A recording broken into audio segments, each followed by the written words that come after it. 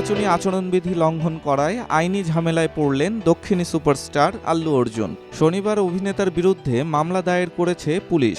এক প্রতিবেদনে Times of India জানিয়েছে, বন্ধু ও ওয়াইএসআরসিপি বিধায়ক রবিচন্দ্র কিশোর রেড্ডির বাড়িতে গিয়েছিলেন আল্লু, আর সেখানে অভিনেতাকে দেখতে ভিড় জমে যায়।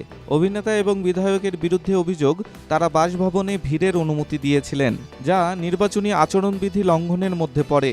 ওয়াইএসআরসিপি বিধায়ক রবিচন্দ্র কিশোর রেড্ডির বিরুদ্ধে আরও অভিযোগ, বিধায়ক রেড্ডি শনিবার সমাবেশের জন্য পূর্বানুমতি ছাড়াই আল্লু অর্জুনকে আমন্ত্রণ জানিয়েছিলেন, ফলে তাদের বিরুদ্ধে নির্বাচনী বিধি অমান্য করার জন্য মামলা দায়ের হয়েছে।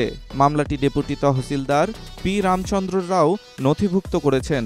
তিনি অন্ধ্রপ্রদেশের নান্দিয়াল নির্বাচনী এলাকায় নির্বাচনের তত্ত্বাবধানে নিযুক্ত আছেন। অভিনেতার আগমনের পরে বিধায়কের বাড়ির বাইরে প্রচুর মানুষ জড়ো হয়। ভক্তরা আল্লু অর্জুনকে দেখতে এমনভাবে উদগ্রীব ছিলেন। পরে আল্লু ব্যালকনি থেকে হাত নেড়ে ভক্তদের সঙ্গে দেখা করেন। এ সময়ে তারা জোরে জোরে পুষ্পা পুষ্পা স্লোগান দিচ্ছিলেন। বিশাল ভক্ত সমাগমের মধ্যে রেড্ডির সঙ্গে তার বাসভবনে দেখা করার পর আল্লু অর্জুন স্পষ্ট করে দিয়েছিলেন যে তিনি তার বন্ধুকে সাহায্য করার জন্য নান্দিয়ালায় গিয়েছিলেন এবং কোনো রাজনৈতিক দলকে সমর্থন করেন না। তেলুগু সুপারস্টার আল্লু অর্জুন বলেন, আমি নিজে থেকে এখানে এসেছি।